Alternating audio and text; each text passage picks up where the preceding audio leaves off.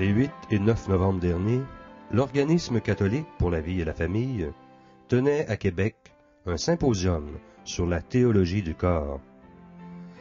Issu d'une série de catéchèses livrées par le pape Jean-Paul II lors de ses audiences du mercredi, cette approche se veut une manière de voir la sexualité, pour le moins à contre-courant des valeurs proposées aujourd'hui.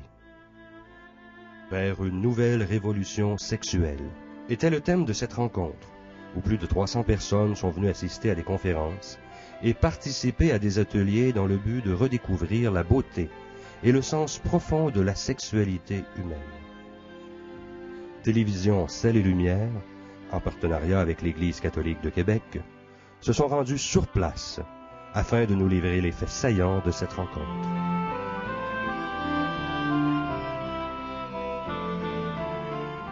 Ce à quoi Jean-Paul II invite, c'est de dire il faut prendre la sexualité à partir du projet que Dieu a sur cette sexualité. Et par conséquent, il faut deviner ce projet, il faut scruter les Écritures pour arriver à percevoir ce projet de Dieu. Non pas le prendre à partir de ce qu'on constate dans la nature à travers la sexualité animale, pour aborder la sexualité humaine comme une sorte de sublimation culturelle de la sexualité animale, mais au contraire de prendre la sexualité humaine à partir de l'essence divine, de ce qu'est le mystère d'être même de Dieu, c'est-à-dire un mystère de communion de personnes, pour concevoir la sexualité comme la mise dans la chair, l'image dans la chair de ce qui existe dans la perfection de la communion des personnes divines. Autrement dit, c'est un retournement de perspective, non pas de l'animal à l'homme, mais de Dieu à l'homme.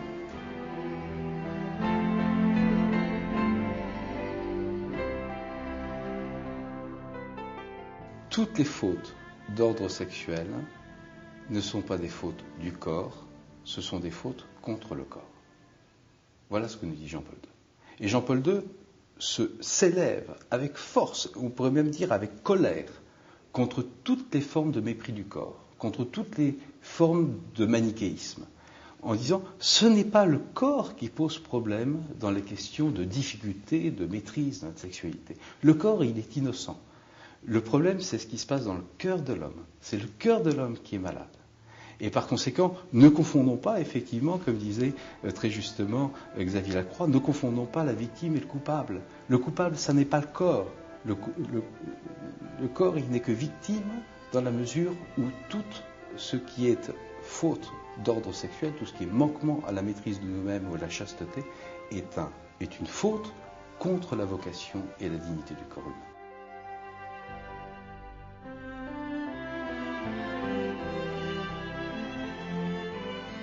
Je crois profondément que l'Église n'a pas à changer un iota sur les conclusions d'Humanité. Et que si elle le fait, d'une certaine manière, elle trahit l'exigence et la beauté et la profondeur et la splendeur du message dont elle est dépositaire sur le sens du corps humain et sur le sens de la sexualité humaine. Cela dit, cela ne veut pas dire qu'il n'y ait pas une pédagogie plus élaborée à développer pour comprendre correctement l'humanité. Jean-Paul II s'y est employé. La totalité des exigences de la chasteté dans la pratique de la sexualité, on n'y parvient bien évidemment pas du jour au lendemain. C'est une lente conquête dans laquelle il faut accepter qu'il y ait une gradualité de progrès avec parfois des chutes et des rémissions et des relances dans une perspective d'espérance.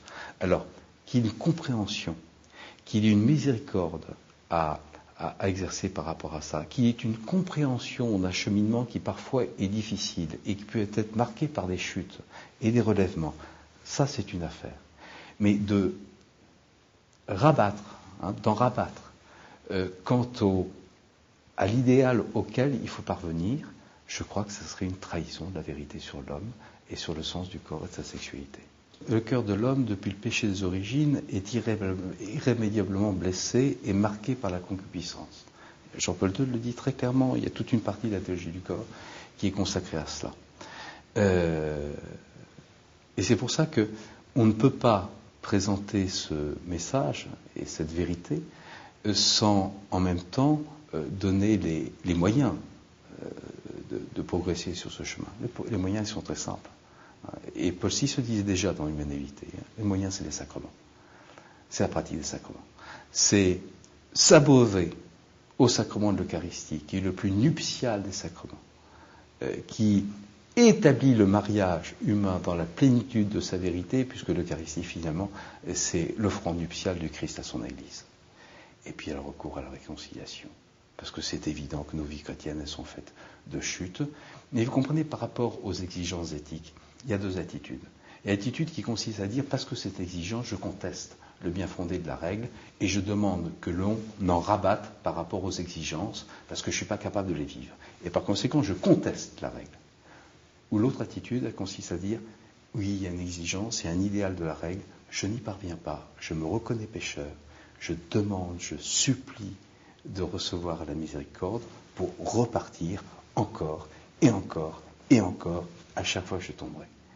Et dans ce cas-là, on tombe peut-être, mais on tombe en montant. Et les skieurs savent que tomber en montant, c'est pas trop gênant. Ce qui est problématique, c'est quand on tombe en descendant. C'est là qu'on se fait mal.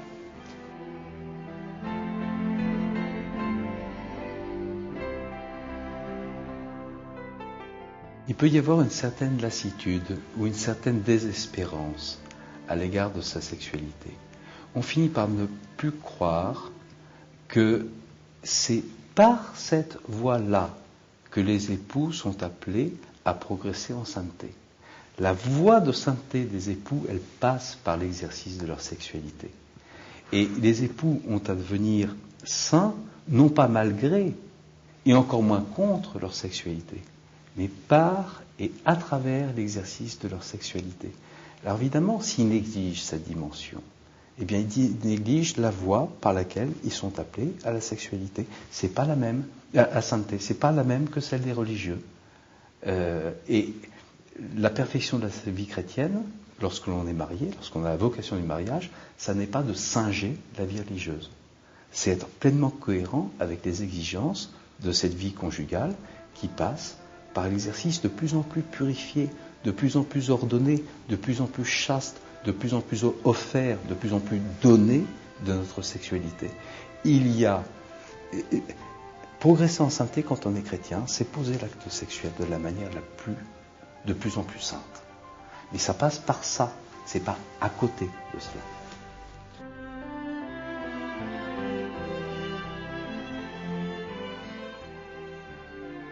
Eh bien, je crois que la principale chose, c'est de ne pas se dire, parce que cet enseignement est exigeant, on va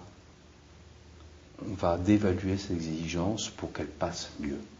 Je crois que ce qui est important, c'est de dire toute la vérité sur l'homme. De dire toute la vérité sur la beauté et la grandeur de la vocation de la sexualité. De ne rien cacher de ces exigences. On n'arrivera peut-être pas à les réaliser dans notre vie à la hauteur de ce qu'elle devrait. La miséricorde est là et elle est toute puissante. En terminant donc, l'Église catholique experte en sexualité? Paul VI avait déjà eu l'audace de dire à l'ONU en 1966 que l'Église était experte en humanité. Aujourd'hui, je crois que les chrétiens ne doivent pas avoir peur de proclamer que l'Église est également experte en sexualité. Elle et elle seule a les clés de la finalité de la sexualité humaine. Elle et elle seule est capable de la comprendre parce qu'elle et elle seule a la clé de la vérité sur l'homme. Yves Semen, merci infiniment.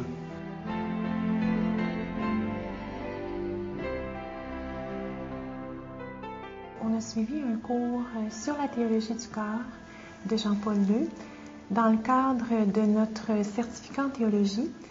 Et puis, à la fin du cours, nous, on a vécu le cours comme un coup de foudre. On a découvert et approfondi la théologie du corps, puis on a vu que c'était un message vraiment prophétique pour notre Église.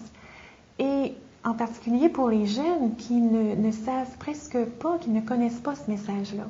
Puis je dirais qu'on vit dans une mentalité beaucoup de contraception, d'expériences multiples d'amour, je dirais, entre guillemets, peut-être à rabais, là, quelque chose des expériences d'un soir. Puis c'est ça que les jeunes se font beaucoup dire. Hein? C'est comme quelque chose qui est même un peu normal. On évolue dans cette société-là. Et les jeunes, dans le fond, ils recherchent une stabilité, ils recherchent une fidélité, un engagement qui vient les chercher là, au plus profond d'eux-mêmes. Puis ils se rendent compte que finalement, ils sont faits justement pour un don d'eux-mêmes et non pas toujours en voulant s'esquiver d'un engagement ou de se donner, mais finalement, pas tant que ça, on s'engage pas jamais, ou on se protège, ou il faut pas s'embarquer dans... C'est comme si les valeurs actuelles qui sont prônées, qui sont très libertines, ça suffit plus. C'est comme si le jeune d'aujourd'hui, il comprend que c'est plus ça le bonheur. Il a fait souvent, à 25, 30 ans, déjà plusieurs expériences d'échecs, de ruptures dans toutes sortes de domaines. Plusieurs vont être le fruit du divorce aussi. Puis ils ont le goût de changer ça. Pour moi, la théologie du corps, ça a été une conversion, dans ma conversion d'il y a 5 ans. Pour moi, ce message-là m'a inspirée, loin de me frustrer. Alors, ma vie, mes habitudes, dans ce qu'offre le monde, j'en pouvais plus, j'en voulais plus. Alors, c'est sûr qu'on ne peut pas rejoindre tout le monde, puis ça ne plaira pas à tout le monde, parce qu'il faut être prêt à recevoir la théologie du corps. Mais c'est très inspirant de pouvoir au moins dire la vérité. On n'a rien à prouver, mais au moins de pouvoir le dire, puis de voir aussi les réactions. Les gens arrivent, ils sont un petit peu sur leur garde, ils ne savent pas trop de quoi on va leur parler, puis ils repartent dans une joie immense.